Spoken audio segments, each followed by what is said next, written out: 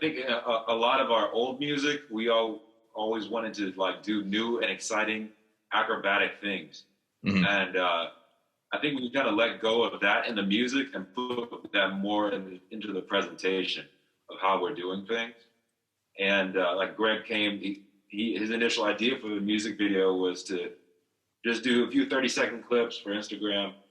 But everybody in the band was like, yo, let's actually do a shit ton of music videos, you know? So, you know, yeah, there was like a lot of willingness and, but still in the vein of serious fun, you know?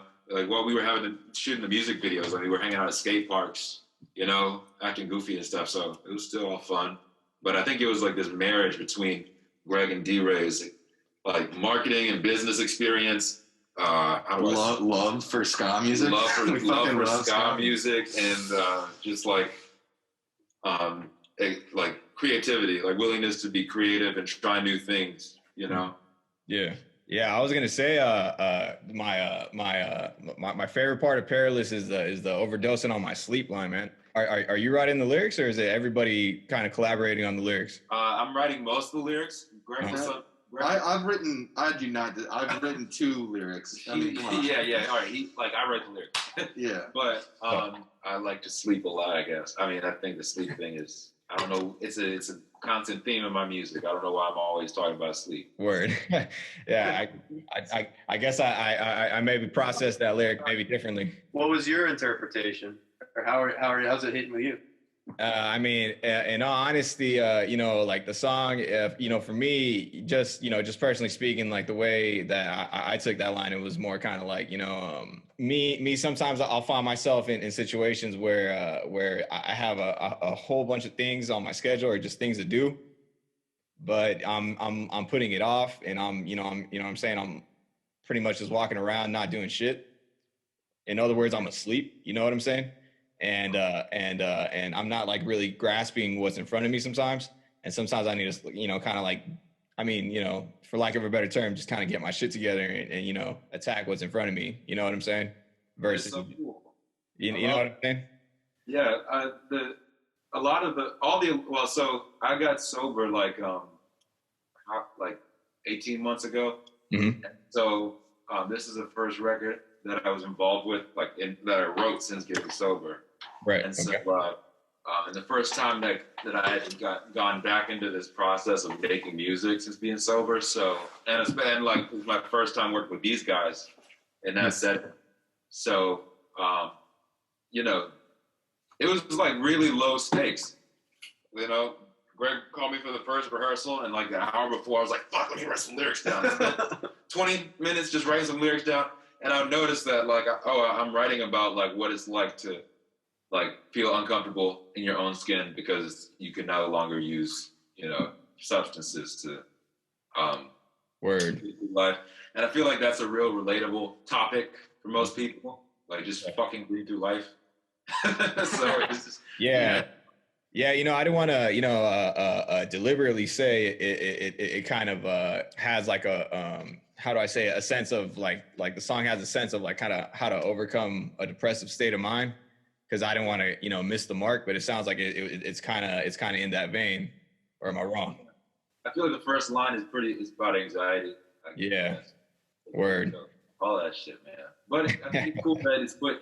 Like, I think it's really cool that it's put in the context of ska music because I like to write dark music that's sad and gloomy and like sonically like melancholic. But the fact that this is being put in like to a beat you can dance to, I think that's something different. Most definitely. Yeah, man. I think also, you know, like one thing about it is like because for me, you know, I'm not just trying to blow smoke towards you guys' way, but also like when I listened to the private links that you guys sent me, a thing that stood out to me about it is like how you said you guys are all students of ska music.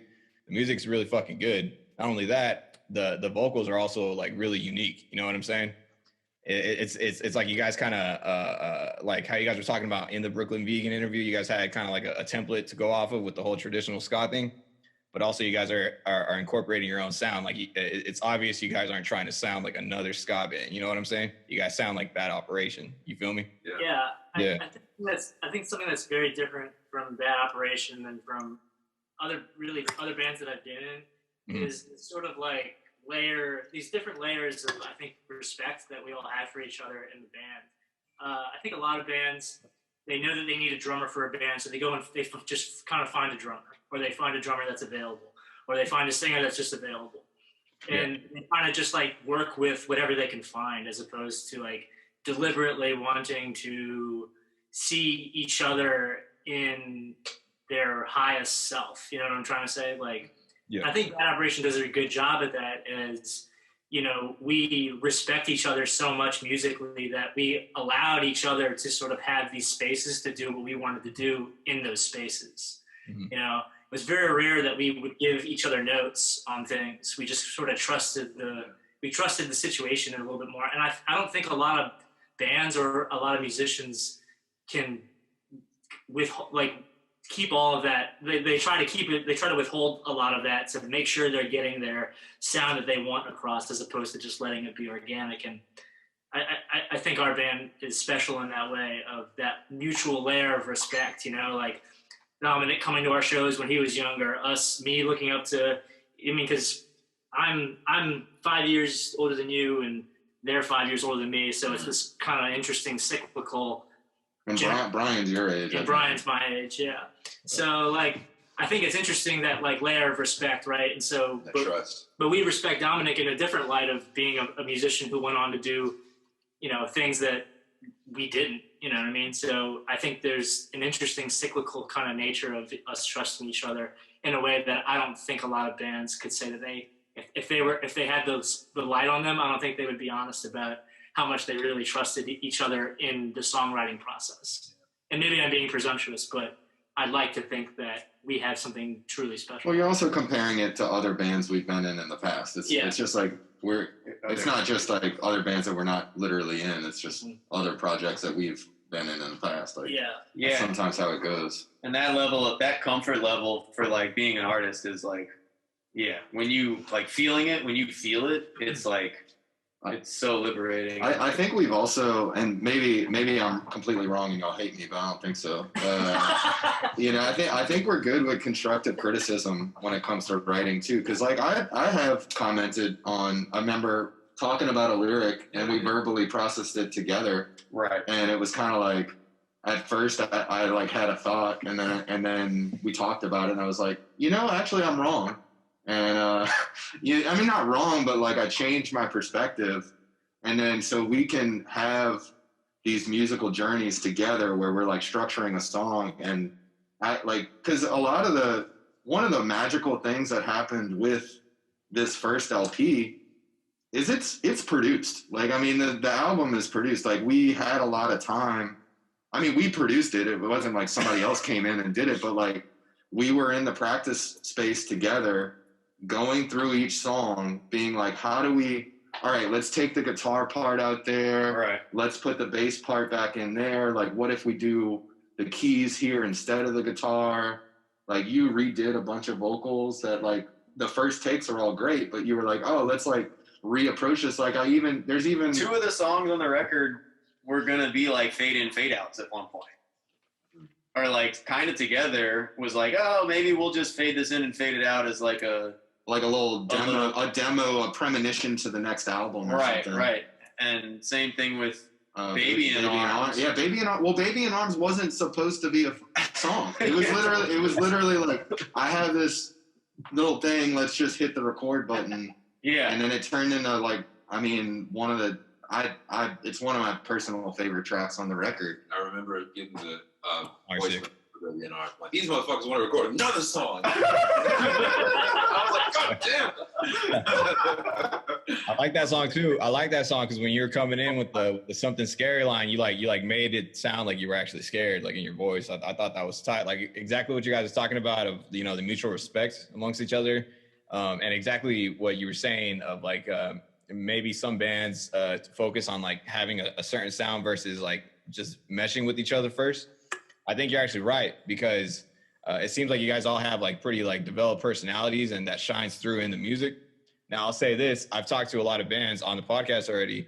They're just now starting to kind of like genuinely mesh with each other. You know what I'm saying? Like they're just now starting to write songs genuinely versus when they started. No, all right, we're not trying to do that. We're trying to write a song like this, and so they would aim for that type of stuff. You know what I'm saying? I think a few things helped us in this process, like like what Greg was saying about considering that like I might be wrong. That's so helpful for me, you know, to keep like that in mind and to not be judgmental of somebody else's ideas in the studio. First, let them like air their idea out before I already have a rebut for that shit. You know, another thing is the trust that Rob was talking about. Like I've seen these guys for years busting ass, and they've seen me for years busting ass. Yeah, there's no like to me.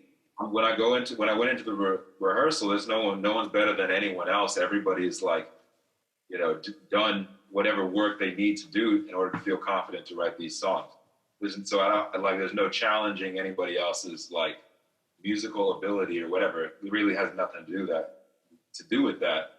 It's really just about like we just wanted to communicate a feeling, I guess. You know, like and to vibe off of what Dominic is saying, like it's very helpful to have like constraints are helpful in creativity. Like we are writing ska music.